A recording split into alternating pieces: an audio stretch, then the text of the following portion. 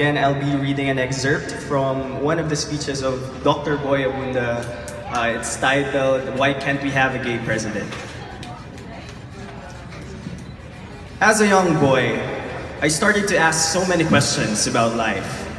Now, I have another question to ask. Why can't we have a gay president? I wanted to test this question, so I spoke to some friends, acquaintances, strangers, teachers, and students, because I wanted to see how people react, how people would react to a provocative question like, why can't we have a gay president? Somebody told me, "Boy, I have so much respect for you. I love gays. You're just so funny. I can't imagine a world without gays. You're just the best comedians in the world, and you excel in the creative endeavors. You're the best hairstylists. You're the best eyebrow stylists. You're the best fashion designers." I replied, "Excuse me? We can be many things. We can do anything." Now, I told her the story about Alan Turing, the father of computer science. He was the lead scientist that decoded the German enigma that paved the way for the victory of Great Britain against Germany in World War II. Alan Turing was a gay computer scientist. We are computer scientists. We are biologists. We are physicists. We are basketball players. We are pole dancers. We are many things, and we can do anything. Why can't we have a gay president? Let me borrow a phrase from the great Martin Luther King Jr.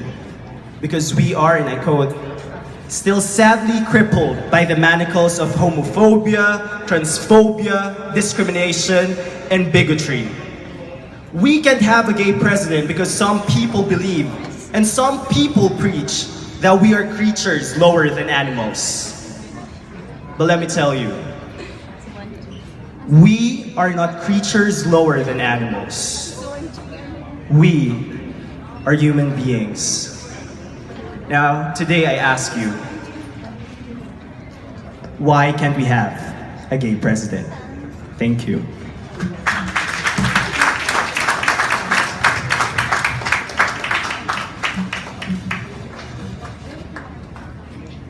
I am not an LGBT activist.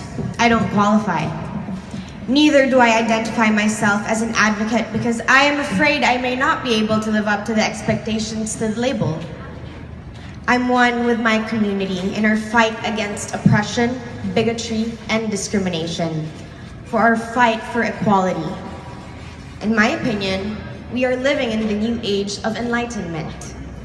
This is the best time for exploration. This is the best time for discovery, observation, and provocation. This is also the best time to challenge prejudicial, discriminatory, and common cultural beliefs. This is also the best time to correct the wrongdoings of colonialism. This is also the best time to ask, why can't we have a gay president? Ladies and gentlemen, we have some of the most passionate, some of the most driven, some of the most brilliant, intelligent, some of the most qualified and competent, some of the most inspiring, some of the most transformative leaders in the LGBT community. One of them is just waiting in the wings. And one of them is waiting for his or her turn to be the next president of this country.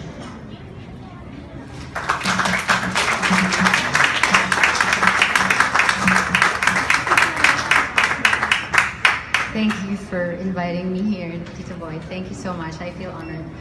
To continue that, the anti-black slavery movement inspired the women's liberation movement, the women's rights movement, and the women's suffrage movement.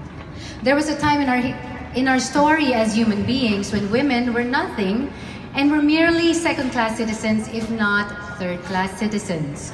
Women were invisible and had no voices. They could not participate in public debates.